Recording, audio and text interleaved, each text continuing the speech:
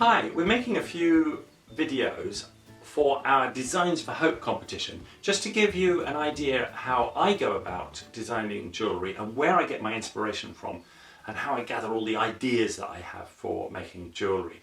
We're also going to be asking a few of my friends, some of my favourite designers, how they do it, and hopefully they'll come up with a slightly different approach because it's each to their own. So all I can do is I can just explain how I personally go about it. I hope it'll help give you some ideas, but also the important thing is for you to find your personality and your voice and you to work out your own way to go about it. With me, I just always keep a sketchbook. And I'm kind of a bit obsessive because I can't go out for a walk without collecting loads of things and taking loads of pictures. So actually, if you see my mobile phone is full of pictures of things that I see, whether it's something growing out from the pavement, a nice piece of architecture, a nice car, or some flowers in the park, whatever it is, I just photograph, can't stop photographing. But I also really love the real objects. So the back of my phone case has got an owl's feather in and a jay's feather in and a leaf in, because that's where I keep things safe when I'm out for a walk. But I also have something that I normally carry with me. Is I have a kind of, it's really like a notebook, and this is very scruffy. It's full of all sorts of bits and bobs. It's got a drawing for a table that I made for my sister. It's got a drawing of a fork and a spade when my mum was doing some gardening, and it's just full of little sketches of things that I see. So this is my kind of everyday carry about with me sketchbook.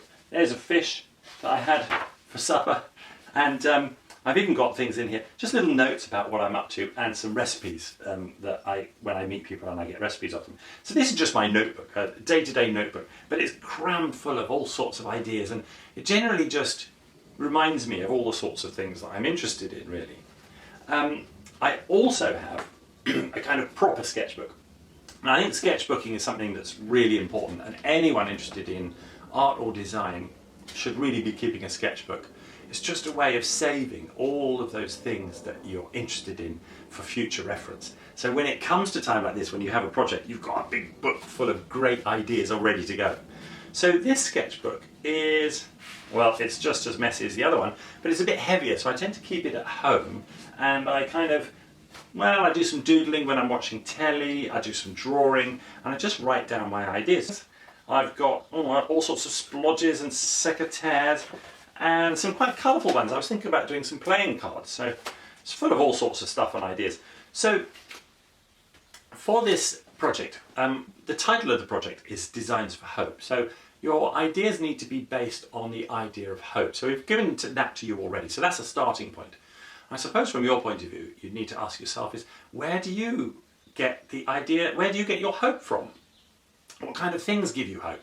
What excites you and makes you feel excited about the future?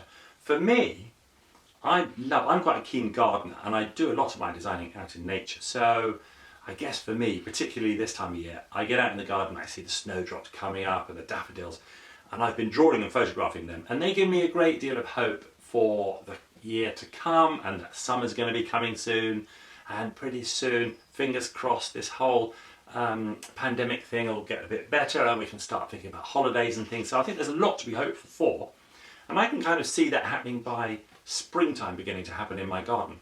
But for you, you might not be particularly interested in gardens. You might be interested in, for example, I don't know, your favourite TV show. You might have a great book that you love.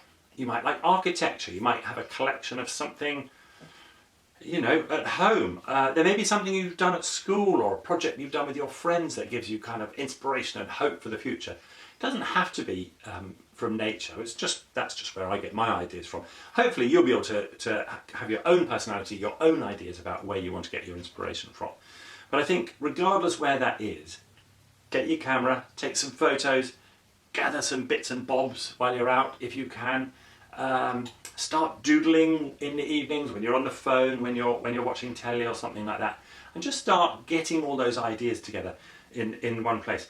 One of the ways that I look at this is a bit like if you're cooking a meal. So first of all, you've got to have an idea of what sort of meal you want, and you might go, oh, tonight I really fancy like something like bangers and mash or whatever it is, I don't know, whatever your favourite food is. Well, there you've got a bit of inspiration, you know what you want to do. But the next thing you need to do is you need to go to the shops and buy your ingredients. So it's the same when you're designing a piece of jewellery. First of all, you have your inspiration, We have the theme of hope. Next, you need to go out and find all of those ingredients, harvest all those ingredients that you're going to bring together to help you put together a design. And normally you would store all those ideas in photos, in your sketchbook, and also by gathering all sorts of bits and bobs together. So I'm really interested to talk to some of my friends and some of my favourite designers and find out what interests them, where they get their inspiration from, and how they go about getting their designs together. So I think how I see making jewelry, it's like making kind of a sculpture. So if you think like you have a big piece of marble and you're chipping at it, you're doing different methods to chip at it till you get your final masterpiece. So it starts with a big like deep dive or brain dumping or brainstorming, lots of visual ideas. And also I do poetry, so I write things as well. So for me, when I design jewelry, I'm thinking about the feeling, what emotion it could provoke, what is the concept, and how can I represent that visually so people can connect to it. So starting with a big brain dump, doodle every day, I sketch every day, and I collect pictures every day digitally on my phone. I use PowerPoint and just make lots of collages, and then whatever works, I take it from there. Yeah. And then I start sketching again to see if there are any ideas and how it can form into a wearable piece of art jewelry.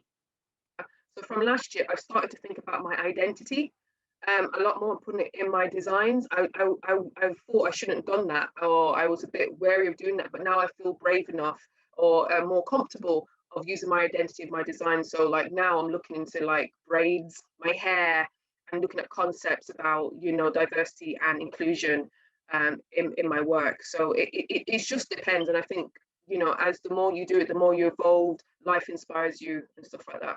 Castro, I'm going to start off by asking, where do you get your inspiration from?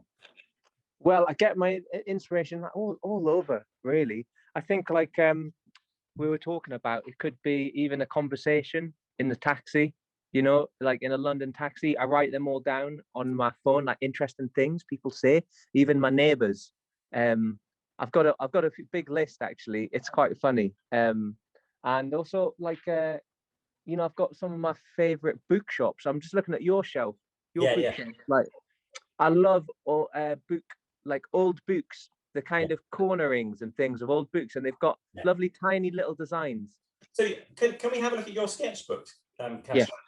So here's one. It's probably a little bit messy now. So this was probably in the British Museum, I think. And this is like, you can see this old ladle that had crusted over because it had probably been found in the bottom of the ocean. And I've sort of drawn that out.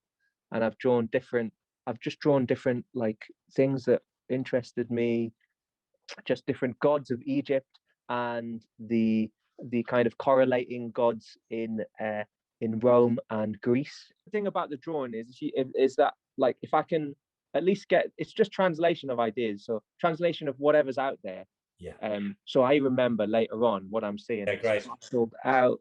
So like you say, like you do it a different way as well, and as long as you kind of translate that idea long enough for yourself in the sketchbook that you can go home and create something else, whether it's something more tactile or bringing in color and mood boards, the more the better for the translation of the idea, isn't it? Most of my inspirations, or main source of my inspirations, is from this place called the Yogelhead Forest, which is in my brain. So it's not a real place. It's just made up. It's just a made up place, and I just know so many different fairy tale stories that all sort of made up by me that happens in this forest. So all my pieces are either captures of the story or characters from this place. How do you get those ideas into drawings, or think about how you're going to get them into pieces of jewelry? I just draw a lot, I guess. I draw about the stories until I get the right moment, or like just naturally. Those drawings normally just feed me all those ideas. Or I love my favorite research places to go is antique markets or museums. I love old things, anything old. And I design-wise, the look-wise, I get influenced a lot by anything old object. So I walk those places and country walk, I need to do a country walk to think and digest all my stories, and until the idea pops up. Yeah, cool. But that's brilliant answers. Thank you. I hope that helps some of the young people watching the video to think about all the different ways that they can design jewelry. Everyone has their own approach, right? Yeah. Everyone's different. Could be. Yeah, exactly. I don't think there's right or wrong. It's just Right. everyone have a different approach. Yeah. I hope it helps. Thanks, Mayo. Yes. Well, the main thing is see if that recording works. Thanks for watching. That's a little bit on how me and some of my friends gather their information and where we get our inspiration from. Next time we'll have a look at how we develop that into an actual design.